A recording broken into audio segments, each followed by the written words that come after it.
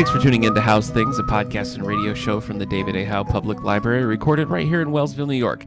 I'm Nick Gunning, and I'm joined today by Malik Acosta. Malik, welcome back. Thank you for having me. Always. It's always a pleasure. We're talking Bruce Lee today. Whoa. Wait, was that a Bruce Lee? Yeah, that's a Bruce Lee. Okay, all right. I just want to make sure. I wasn't as dramatic as him, but... Yeah, no, he goes for it. Oh, yeah. He really does. Yeah, he doesn't hold back. Special. We've been talking about doing a Bruce Lee episode for so long now. Right. Since the last time you were on. We were talking, Phyllis Wheatley? Was it that long ago? Yeah, it has been. Wow. It's been a while. Okay. Well, now the time has come. We're going to be talking Bruce Lee a little bit later in the episode. But up top, let's get into our bookmarks, see what we've been reading. Okay. What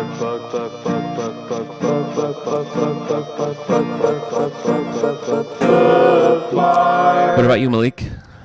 Anything exciting lately? So I been really on this Be Water, My Friend.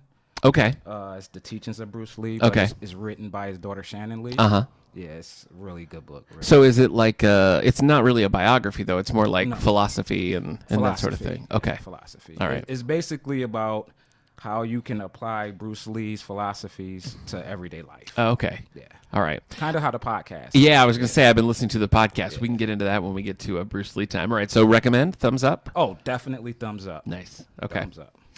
We just finished, it was recently Banned Books Week, and we did Beloved by Toni Morrison for the book club. Woo!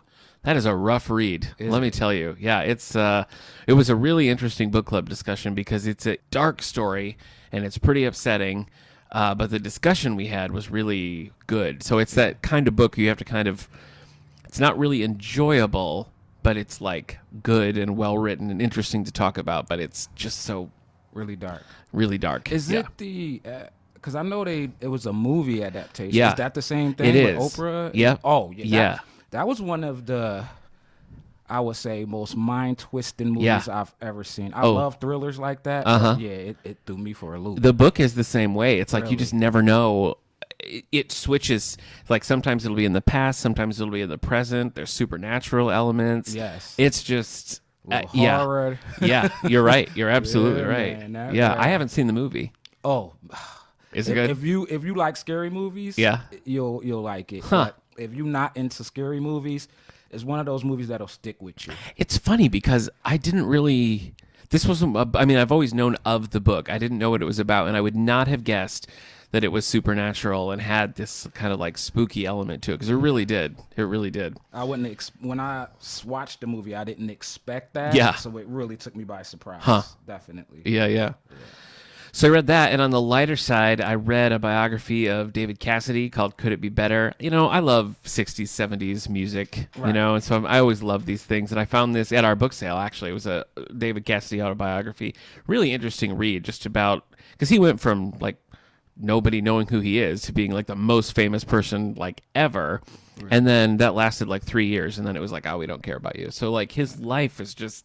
Really? It was interesting read. I didn't realize it was quite so many ups and downs, but So was he a musician? Or? yeah, Okay. David Cassidy was in, well, it started as a TV show, The Partridge Family in the 70s. Okay. And they made albums to go with the show, kind of like how the Monkees started. Right. And David Cassidy was just like a breakout star. And so while the show was going on, he would just tour all over the world and would go crazy. I mean, people died at his concerts, just getting trampled and like God, crazy. Okay. Crazy. It was an interesting read, though. I liked it. Ah. I'm getting into a Halloween zone now. I'm reading Haunting of Hill House by Shirley Jackson, which is our Halloween book club pick. And I saw the 1960s movie version, and then I saw the recent Netflix show, Haunting of Hill House. Did you watch that?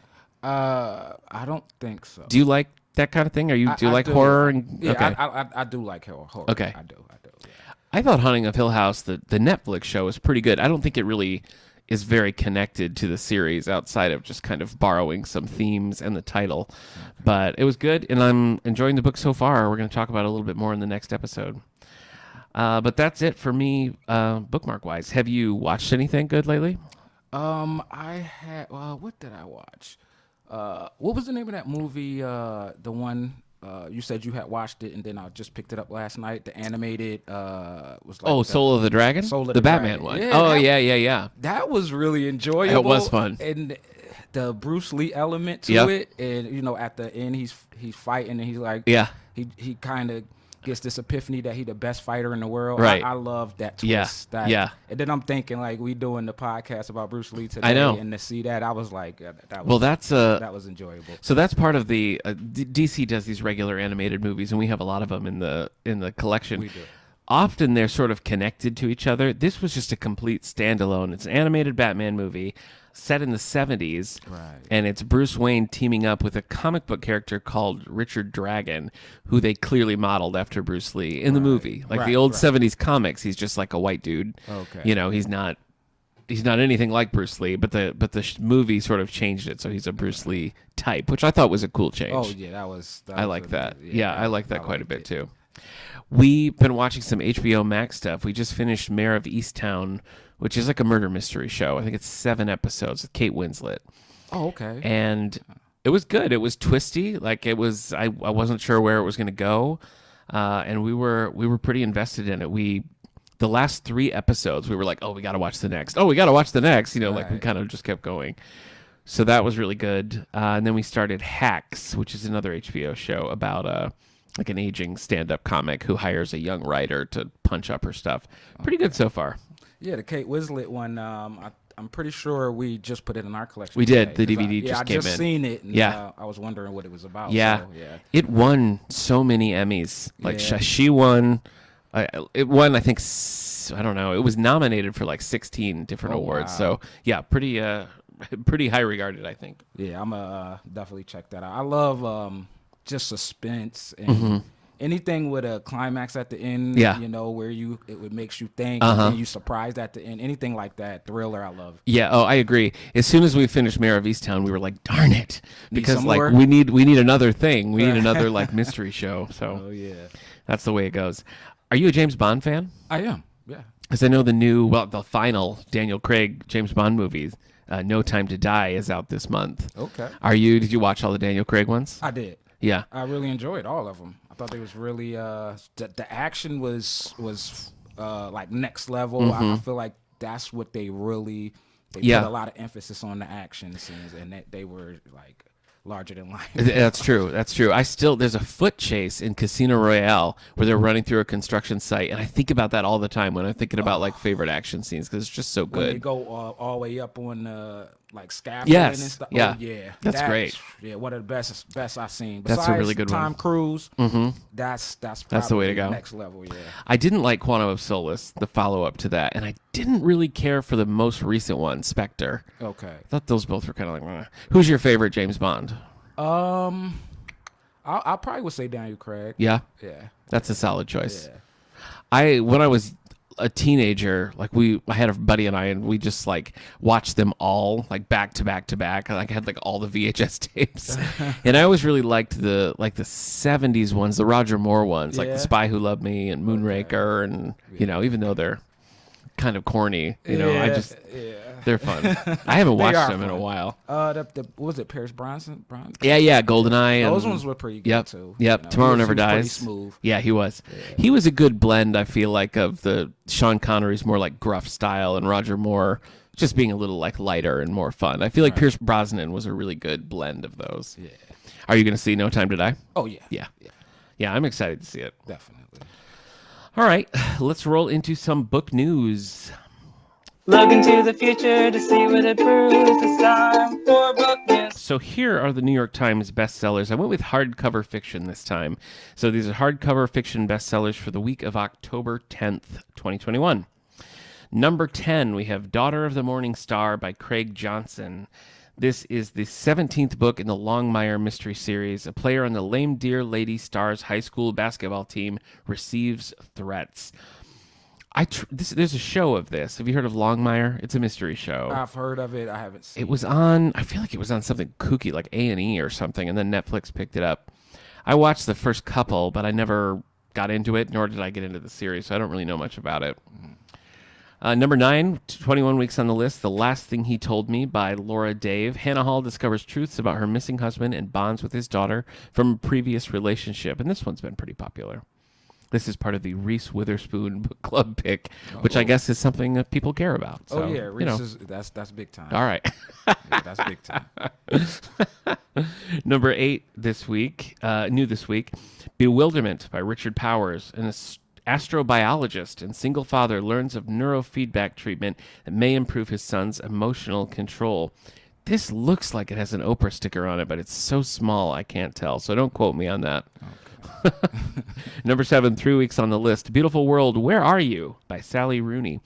A novelist, a warehouse worker, an editorial assistant, and a political advisor deal with changes. Just changes. I guess we have to guess what kind of changes they're dealing with. Changes of any kind. I heard political in there, so. How are you with, that's true. Yeah. How are you with change, Malik? After this book, be honest. Water, okay. I'm getting better. Okay. All right. Number 6, 2 weeks on the list. Vince Flynn's Enemy at the Gates. This is by Kyle Mills. Anthony Cook, an autocratic president, distrusts Mitch Rapp, who's working to uncover a traitor. They made a movie about this series a while back with Dylan O'Brien and Michael Keaton. I can't remember what it was called. So that's not really relevant or helpful to the conversation. But there was a movie about it, and I don't think anybody liked it. Okay. Number 5, 8 weeks on the list. Billy Summers by Stephen King. How do you feel about Stephen King? Love Stephen King. Do you? Yeah. Okay. Favorite Stephen King? I would say my favorite Stephen King. I just actually seen it in the last couple of years. But first, I was always on The Shining. That was always my favorite. Uh-huh. But since I watched Pet Sematary, I had always heard about it. My sisters used to tell me about it, but this was my first time watching it, and that was one that stuck with me too. Definitely sticks with you. Yeah. Eric and I, we would read a Stephen King book every year. We had for years. We're reading Cycle of the Werewolf together this year, which is one he picked. I don't know anything about it. But he had picked Pet Sematary a few years back, and we read it, and that is probably the most upsetting Stephen King novel I've ever read. So heartbreaking. It is. And it really does stay with you. I mean, Salem's Lot also. Yeah. Pretty dark, but boy, Pet Sematary. Yeah. That was one I couldn't read at night. I had to read in the light of day and then wash it down with something light and sunny. Did you see both movies? No, I haven't seen any of them because I couldn't. Okay. The book was just too much. Yeah, it's an older movie. Yeah, I know that. They redid it, so it's a newer one too. Ugh. Yeah. Pass. I can't. No way. Well, you probably won't like. No, I Beloved the movie. Yeah. Oh, you don't think so? All right. Well, Stephen King has a book on the list here, 8 weeks here. Billy Summers, a killer for hire who only takes out bad guys, seeks redemption as he does one final job. Again, this one's getting pretty good marks so far. So I tend to not like when Stephen King does more procedural, murder mystery type books. I guess I like the more horror-y, supernatural-y kind of stuff versus just a murderer. Okay. Do you know what I mean? Yeah.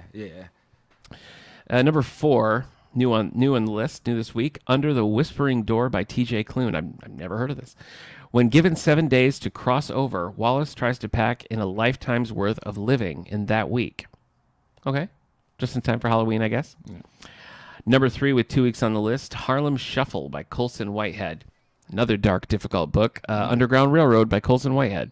Came out a few years back. It's a slavery story that takes the Underground Railroad and imagines what if it was a real train, a real railroad. Oh, okay. Just an unusual. Yeah, that's a little twist. Yeah, there. And it won everything. I read it and was kind of I don't know, it's fine. And then it won the Pulitzer Prize and the Goodreads Choice Award, and it just won everything. So I looked like a real idiot saying the book wasn't good. But I think the ironic part about that is, if you don't know anything about the Underground Railroad, that's the first thing that comes to your mind when you hear it. Yeah. So maybe that's why, that was a good plot for it. Yeah, it could be. I feel like lately, we were talking about this in the book club. It came up with Beloved because that's an older example. But it seems like a lot more when you're doing a slavery narrative.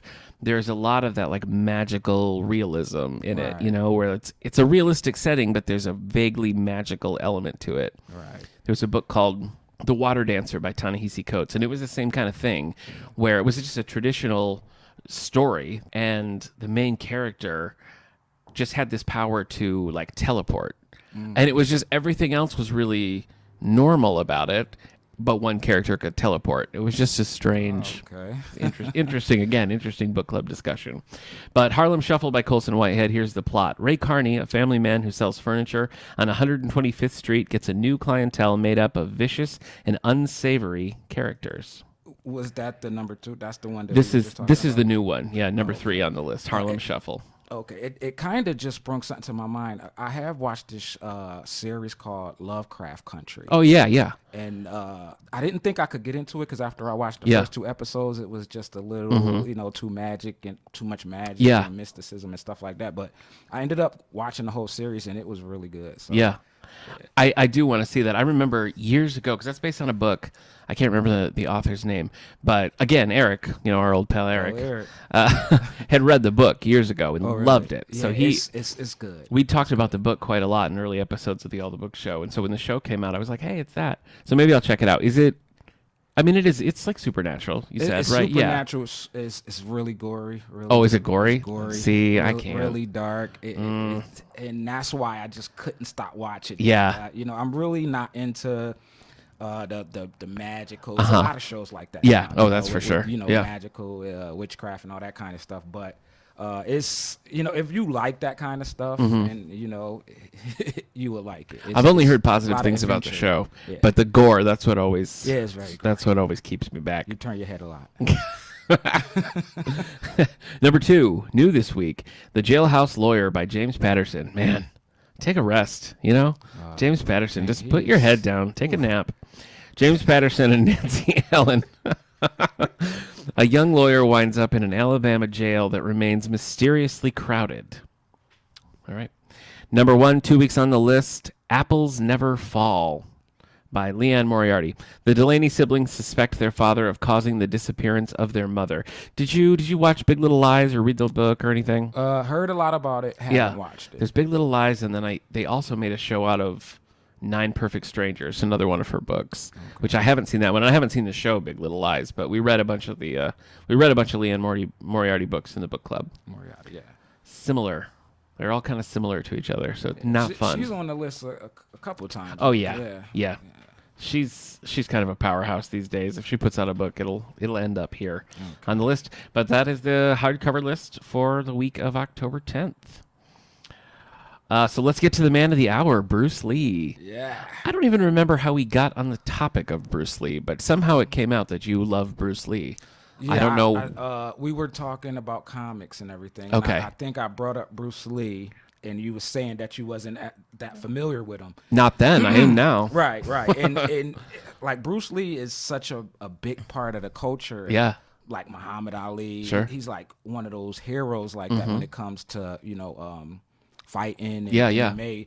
A lot of people say MMA actually started because of him. He was really doing the MMA kind of stuff back when before he started doing his movies. Okay. So how did you get into Bruce Lee? Did you watch the movies when you were a kid? Has it always been a oh yeah, okay. Yeah, so always. So basically, back in the early '80s, my mother and my uncles and all them was into Bruce Lee. Okay. Because that's like right after he died. Yeah. When he was really just his Yeah. legend was just really circulating, and they talked about him so much, and they was like, my uncles and my mother was like, you're gonna love this. So they took me. I think it was like one of my first movies. Big screen that I had ever seen. Okay. And I seen him that one time, and I was just like, oh Was this it is- Enter the Dragon or what? I think it was the one with Chuck Norris. Oh, okay. Way of the Dragon. Yeah. I know because I just watched it a few weeks. Yeah. Yeah. It's a good thing. I freshened know. up on I that. know. Yeah, and I just was after I seen what he could do. Yeah. it just was oh man. So this has been like a lifelong thing for you, Oh, yeah, basically. yeah, Okay. yeah. All right. So you've seen the movies a million times and all that. yeah. You Oh, like yeah. just pop them in. It's kind of funny. Like every time I'll lose the collection, maybe through moving Yeah. or moving towns or something like that. But every time I bump into it, I'll just recollect. Anytime I see a special edition magazine, anything that has to do with Bruce Lee, I'm on it. Yeah. Yeah. I read your special edition magazine that you have here. It was really interesting. I think we share this love of these commemorative magazines. Oh, Like, really? oh yeah, yeah. Anytime I see one of those, like I have to get it. Yeah, you I just know? got a Muhammad Ali one. Did you really? Yeah. Every time I see them, they so Yeah. expensive too. So I'm Oh, like, yeah. But I'm like, you know what? I'm gonna have this for the rest They're of my like life. $13. Yeah. They're so expensive. But the Bruce Lee one was really good because it worth was, every penny. because a lot of great pictures, first of all, a lot of just facts about his life and childhood and little facts about the movies and everything. So that was actually kind of a helpful primer to kind of get to know Bruce Lee. I knew it would. For me, I used to watch the Green Hornet. Okay. And that was the extent of what I knew about Bruce Lee was him playing Kato in the Green Hornet. Oh, wow. Because I watched, when I was a kid, on FX, they would show Green Hornet, the Adam West Batman, and like the Linda Carter 1970s Wonder Woman show. Okay. Those were just kind of on like all the time, and I loved all of them. Right. And of the three shows, the Green Hornet, even though it kind of looks and sounds like the Batman show, the Green Hornet show is actually pretty serious. Like, it's not goofy or campy. Okay. And Kato, I mean, Bruce Lee as Kato in that is just such a standout. You know, like have you seen it much? Yeah, I've seen it. Yeah. Okay. Because, I mean, Kato is not the star of that show. Right. It's not called Kato, you know, but he's Not just. in America. That's true. Right. You're right. That's true. In China, it is, right? It's just called the Kato show. Right. Yeah, I mean, I understand, because he is just so interesting to watch, Right. you know. And reading up about the Green Hornet, I read in your magazine here, and then a few other places, they were talking about how originally they intended for him to just sort of, you know, be a slugger, you know, Right. and he was like, no, like, I'm going to do my own thing, and they let him. Yeah. And it was just so unusual, I think, at that time on American TV to see first like an Asian man, Right. you know, sort of co-headlining a drama series was a big deal in the 60s. And to have him really like embracing that culture. And I think it's just unlike anything people had seen before. Yeah, it was something So- new. You know, and I think that's where a lot of his magic comes from. Just how he revolutionized Yeah. action. Yeah. To me, just from knowing him for so long, Yeah. from since I was a kid, I look at action films differently Mm-hmm. than a lot of people. Like Bruce Lee fans probably think the same way, but we realize that Bruce Lee is pretty much innovated in Oh, for sure. all these action scenes that we watch. Most of it comes from what he did Mm-hmm. Yeah. when he was Yeah. becoming a movie star. Well, I'd always, like, you know, Kato, of course, but, like, I'd always known the name Bruce Lee and knew that he was, like, a cool martial artist. But I, you know, that was really the extent of what I know. But it is interesting to look at his career and the kinds of things that he, you know, pioneered, really, you know, in filmmaking and just the way martial arts are presented. I think you're right. I think that really trickled out into a lot of different things and had an impact on that. Because as we were talking before we started recording, right after he died, there were so many copycats and like trying to just like jump right in there and do more of that, like continue what he started, because he really, even though Kato in the States was like a big deal for him, Enter the Dragon was like the thing that was supposed to sort of be like, he has arrived. This is Bruce Lee, and think of all the amazing things he's going to do. And, you know, ended up being his last picture. But looking at his history, I thought it was interesting that he grew up a child actor. Oh yeah.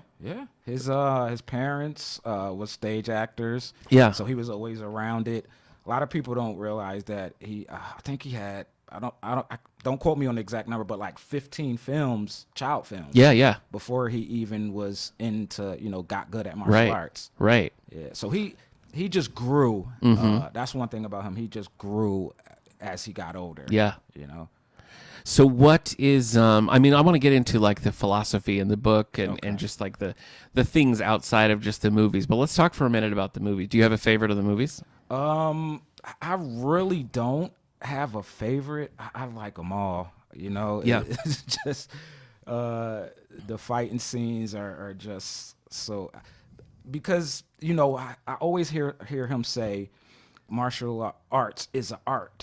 It's expressing yourself through movement. Yeah. And I can just see that through everything he does. Yeah. Is, you know, I don't think he was an amazing just actor. Yeah.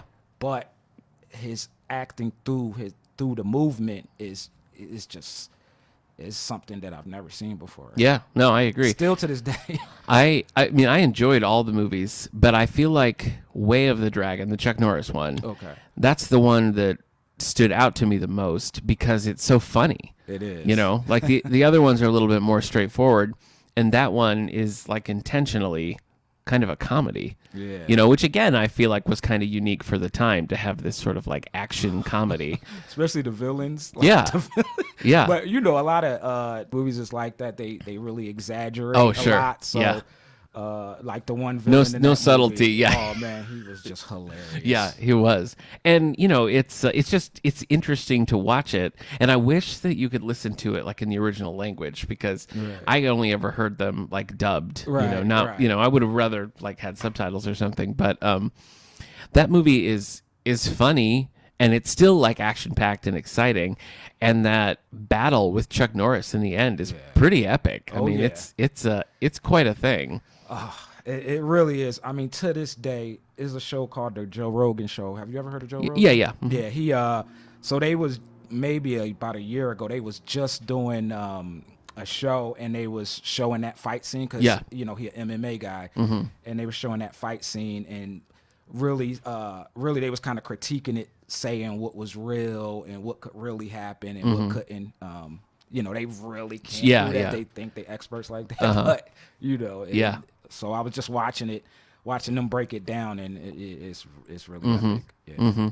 It's a long scene. It's not a short fight, and it's just the two guys there. It's lit, funny, and again, to go back to the comedy of it, there's a cat in that scene that just like keeps getting in the way and showing up, and it's so unusual because it's like it's a climax, I mean, it's the big, this is what everything's been leading to, and it's serious, and they're like really going for it, and then every once in a while they have to kind of like stop while a cat just kind of like wanders through, and I just think like, what a weird choice, but it works for the movie. I think I heard somewhere that Bruce Lee directed that scene. So that just kind of shows you his mindset. He was just so creative, such an artist. That's just, God gives some people just special talent. And he was definitely one of them. Yeah. It was interesting to see the change because Enter the Dragon, I'm trying to remember like the timeline, right? So you have Green Hornet in the 60s, and then post Green Hornet, he doesn't really get a lot of work in the U.S. And so he goes back to China. And makes Fists of Fury and Big Boss and stuff like that. And once those start really getting big, then like U.S. filmmakers start paying attention again and do Enter the Dragon, which is like really the first of his American, first and only, I guess, of his American release movies. So when you look at like the Big Boss is the one where they're in the ice factory, right? Yeah. That one's pretty fun. I love that one. I like that one a lot. That one. Yeah. Because I think that's the first time people really seen just one guy fighting 20 other guys. Yeah. And, and they just taking turns getting kicked. I know. Yeah. They get punched in their head. Yeah. Yeah. So I always think when I watch those scenes, I'm like, if I was one of the guys, if I see 5 guys get kicked in their head, you don't want to be. I'm not running up. You don't want to be number 6. No way. You don't want to be number 6. No way. Well, it's funny because that one, I mean, it is a little corny. I mean, it's sort of hard to deny that it's kind of a corny movie, but like in a fun way, right? And the sort of gimmick of that is that that's the one where he's vowed no violence, right? Yeah. He goes and he's not gonna engage, not gonna get involved. Right. And then when eventually something happens, then he like cuts loose. It's a pretty cool moment. But the acting in that, the whole idea of trying to anger management and trying to not fight, and then being pushed to that point where you can't hold it back no more. Yeah. And he just captures that. He does. Once he gets mad, it's just like, whoa. That's the thing that sells that movie, I think, is that he is just so compelling to watch. He's just interesting to watch. Like all the choices that he makes, him sitting there on screen saying nothing, he's interesting. Right. So I don't know how, but he is. But what I was saying with those and like Fist of Fury and even Way of the Dragon, you can kind of feel the lower budget. Right. And then when you get to Enter the Dragon, which is like the big Hollywood one, it's much more. I can't even put my finger on what's different, but you can just kind of feel the money. Do you know what I mean? Oh yeah, you could tell that it was they put money behind it. Yeah. The other films kind of felt like independent films, lower budget. Yeah. You could tell at that one, it was just so many more resources. Yeah, which was cool, and I like that. But I did kind of miss the lo-fi feeling of the earlier ones too. Like I think there's a charm to that, when you know that it's like shoestring budget and people are just like doing this. I think it really works for the Big Boss in particular. Right. But So you didn't have a stand. You don't have a favorite. They're just all sort of. I just love them all. Yeah. I really do love them all. And the thing with me is I've always been like a kung fu kind of guy. Like I love watching. Like I used to watch the old kung fu movies where the guys be flipping up and they have long hair. Yeah. And for me, those were so like fantasy because they was doing things that human beings can't do, like jumping up on roofs and so Bruce Lee just brung that realness where it was like he would flip and you could tell that's really him. Yeah. Like flipping over people's heads. And it's like, that's real. His physique is also interesting. Like, he'll just like flex a muscle or something and you're like, what? Like, is that how human bodies work? Like it's, a lot of even the bodybuilding field. They practice a lot of his techniques. Yeah. They model a lot of the things they do after him. Now they more into the getting real bulky. Sure. But back in the 70s and 60s and 80s, they were more about the shape, the physique, Well, I think that was a lot of his focus too, right? He was trying to get the power without sacrificing like the ease of movement. Like he doesn't want to be bulky, he wants to be strong. Flexibility. Yeah. Yeah, so that was interesting as well. Let's talk a little bit about the philosophy because when we started talking about this forever ago, I started listening to the Bruce Lee podcast that the Bruce Lee Family Foundation puts out, and Shannon Lee, his daughter, is the main host of that, and that is more focused on the philosophical, his philosophical teachings and just sort of the way he lived his life, which again, not things I knew about. So what was your experience with the Bruce Lee philosophy? Did you know about that or how did you? So as I got older, that's the part that was new to me. Okay. So I knew he could fight. I knew, about his acting. I knew about his movies and everything. But as I got older, even in the last 5 years, when I've been into philosophy myself, so I've been jumping into his story, and I realized when he went to college, I think in San Francisco, he majored in philosophy. Okay. So he was always a really deep thinker. So he was working out one day and got injured, hurt his back really bad to where he couldn't practice kung fu, he couldn't teach, he couldn't do anything. So at that point, he started writing all his philosophies down. Yeah. And that's when he really embraced the, the psychology and everything of Kung Fu and how it applies to life. Yeah. Well, he was, for everything I've read, and again, hearing his daughter on the podcast, he was very much against idle time. So any time where, like you said, he's laid up being injured or something, he's going to find something else to do. And so it kind of comes out there. Have you listened to the podcast? Oh, yeah. So I started that really, that was kind of the first thing I did, really even before I saw the movies and stuff.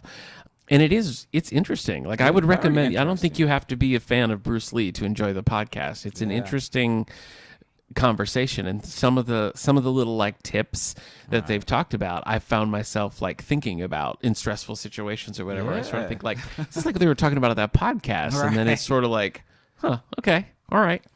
So yeah, that's interesting. Yeah. Have you read a lot of his writings? Oh yeah. So it's a book called The Tao of Bruce Lee. Okay. I mean, it's written by a guy named Davis Miller, but it's kind of like a biography. Talks about his life a lot, but it talks a little bit about his philosophies. But Be Water, My Friend by Shannon Lee is basically like the podcast, but written in a novel. It talks about is applying these philosophies to your life in any situation. His main focus was Kung Fu. Right. But, she kind of breaks down how you can apply these things to everyday life, to your career, to your family, to, self-help, Yeah. And that's those parallels, as I'm reading the book was just amazing to me. I was like, wow. It's kind of fascinating to see all of the different things that he got into, during his relatively short life. Another one is fashion. He was sort of at the time, he was just trendy and cool, stylish and known for that style. And that's something that I think is still talked about, the fact that he was just on the cutting edge of what was fashionable. And, it's just, what a strange grouping of interests that he all sort of pulled together and just made work for him. See, now in the one book, The Tao of Bruce Lee. Yeah. Now this is from the perspective of this Davis Miller. Okay.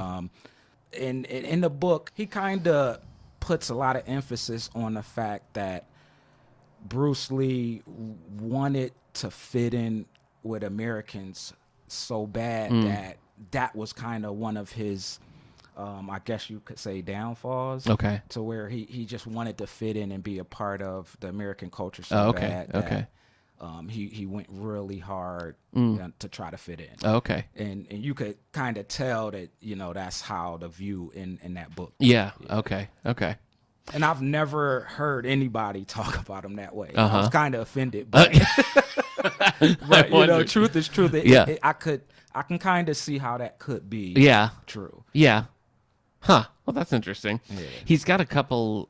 Looks like Bruce Lee himself wrote and published 2 books during his life: Chinese Gung Fu, the Philosophical Art of Self-Defense, and Tao of Jeet Kune Do. Yes. Have you read? That's his philosophy of Kung Fu.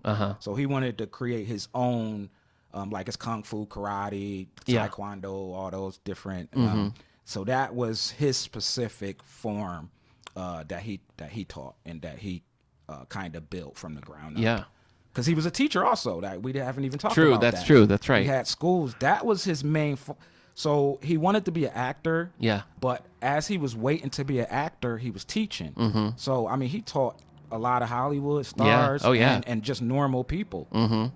It's so many elements to him. Yeah. It's actually a show on. I think it's on Netflix. It's on a couple platforms.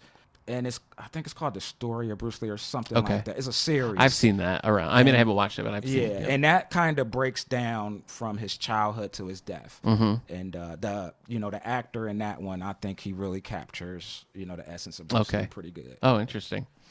32. He died when he was 32. Yeah, just amazing. Man, that's just man. That really is. We were talking about so many copycats, like right after he died. Have you watched many of those copycat movies? I started watch because it was this void. After he died, it was this void that everybody felt. Yeah. Especially in the African American community, people loved Bruce Lee. So why do you think that is? It was just, the Chinese people had faced a lot of racism and stuff like that. Yeah. So it was like a connection there. And Bruce Lee was a real advocate for equality and stuff like that. So I think it was just a resignation there in the African American community. And, the women loved him. They thought he was handsome and all that. So a lot of people just gravitated towards him. Yeah. So, we was constantly looking for that next best thing. Right. And nobody could come even close. It was like watching other people try to be like him. It was painful. Yeah. You couldn't even watch it. You're like, no way. Yeah. It was just terrible. It's amazing to me that nobody could even, to this day, it's just, that's how special he was. Yeah. I mean, do you watch like martial art movies that are okay? Yeah. All right. For me, the only person that I really like, even close to how I liked Bruce Lee, is this guy named Michael Jai White. Okay. And he's a martial artist. He's like in his 50s now, but he actually was. You remember the Spawn back in the 90s? Yeah. That Spawn movie. Yeah. That's Michael Jai White. Oh, okay. Yeah. So, all right. And he's been practicing this whole time. Oh, wow. His movie career never really gravitated. Okay. So the animated series that we was talking about, not the series, but the movie. Oh, that, yeah. The Way of the Dragon. He's the voice of the black guy. Oh, he is. Yeah. Oh, okay. That's Michael Jai. Oh, White. that's cool. Yeah. All right. You should check him out. Some of his movies is really good. He plays the Bronze Tiger in that, right? Isn't that the character? Yeah. He also plays that character in Arrow, like live action. I don't know if you ever watched that Green Arrow show. No, I never. But he voices the character in that show, but he played him in live action on the Arrow show as well. Oh, really? Which is kind of cool. Oh, I gotta see that episode. Yeah. 'Cause I like Okay, Green so Arrow. there was nobody that, like, he's the closest one you feel like Right. that you sort of follow after that. Oh, yeah. Okay. If people have never seen a Bruce Lee movie or know nothing about Bruce Lee, like, how would you suggest they start? It all depends. All depends on if you like books, if you like movies, Yeah. If you like philosophy. Yeah. It's so many different ways you could approach it. I would probably say the best way to approach it would be to start with the movies. Yeah. Because it's something about movies when you watch movies that piques your interest. Sure. And it makes you really curious about the characters. Mm-hmm. So once you watch the movies, it's easier to dig deeper into, okay, who's that? Who is that? Right. You know, and then you want to see who that is, and you start Googling and all that kind of Right, stuff. I right. always do that when I watch movies. Yeah. So, yeah. Okay.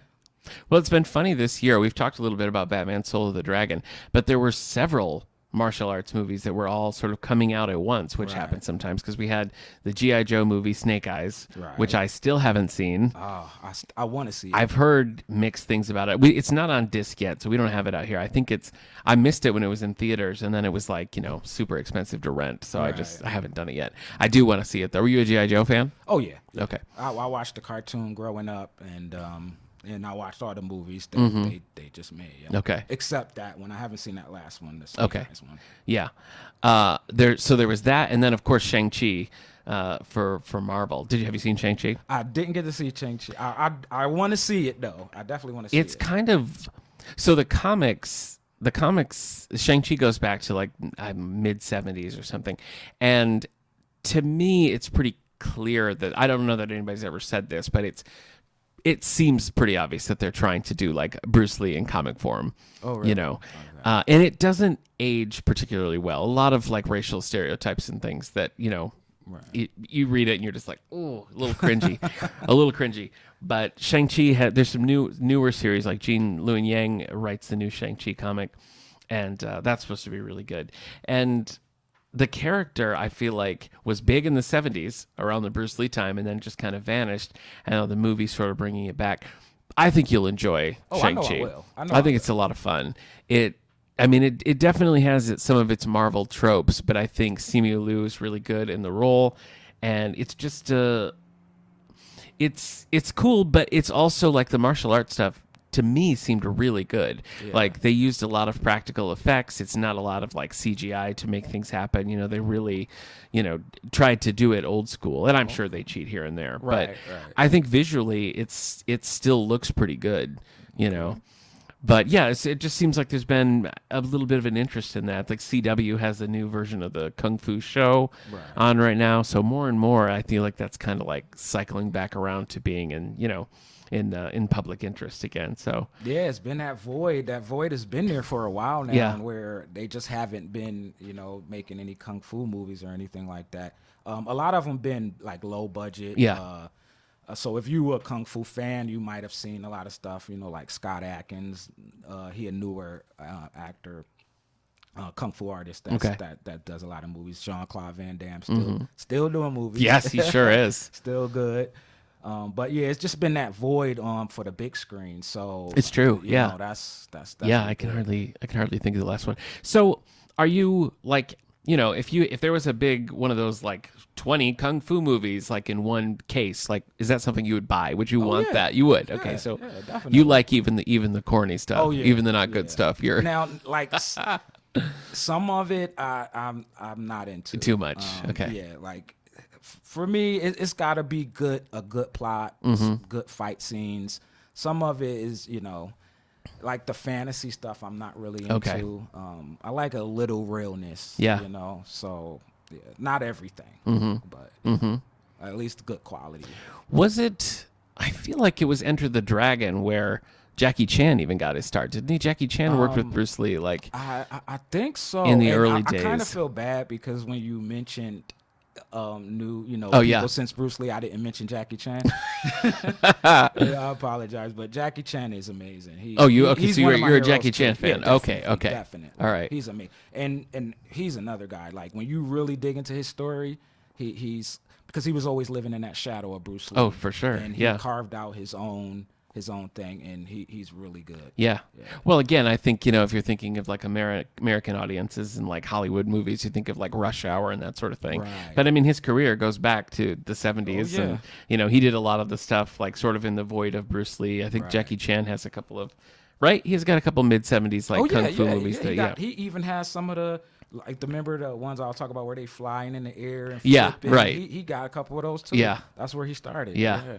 Jackie Chan been around for a long time, and that's another thing. Just to see the growth. Yeah. To see him when he was in his 20s to even now. It's this movie with Jackie Chan and Pierce. I forget the name of it. I wish I would have wrote it down. But it's I know what you're really talking about, good and I movie. can't remember it It's either. like Jackie Chan, his daughter gets killed. And Yeah. then, oh man, it's an amazing movie. Is it just called The Immigrant? It might.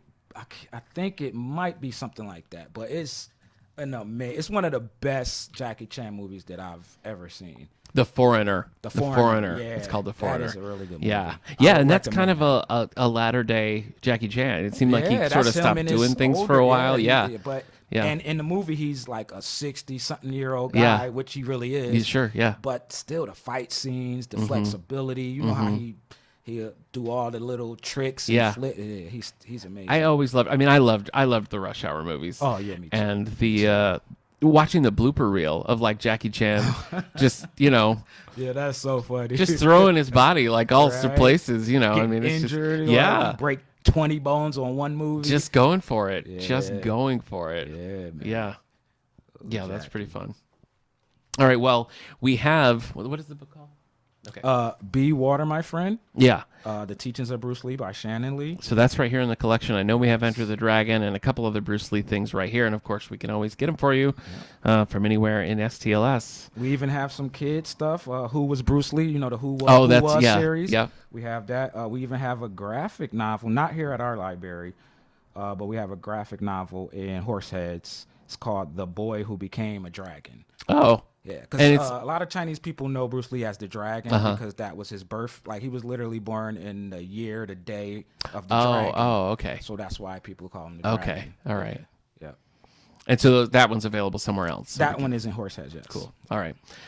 Any other recommendations or anything like that? Are you movies in this book? There is actually a DVD, How Bruce Lee Changed the World. Okay. Now, if you're not into kung fu movies, but you just want to know about Bruce Lee's life, that is a documentary DVD that we have here at the Wellsville Library. It's called How Bruce Lee Changed the World. We Okay. have it down in the stacks. Oh, that's right. I remember that one. Yep. Okay. All right. Great. Well, this was fun. Oh man, this was my favorite. You'll have one. to when you watch Shang-Chi, you'll have to report back. I'm interested to see if it holds up because I mean you're Right. old school with these kind of yeah. movies, so I need to know. I need to know if it's legit or not. See, I'll take your word for it because you've been digging into Bruce Lee for the last 2 months. That's true. I have. So if you yeah, liked it, I've been then- in a Bruce Lee zone. Yeah. You're right. You're right. All right. Well, Malik, hey, thanks for joining me. Oh, thanks for having me. Always a pleasure. Next time, Sally Jacoby Murphy's going to be here. We're talking Halloween. We're going to be talking about The Haunting of Hill House. That's going to be next time. And we'll see you then. Woo!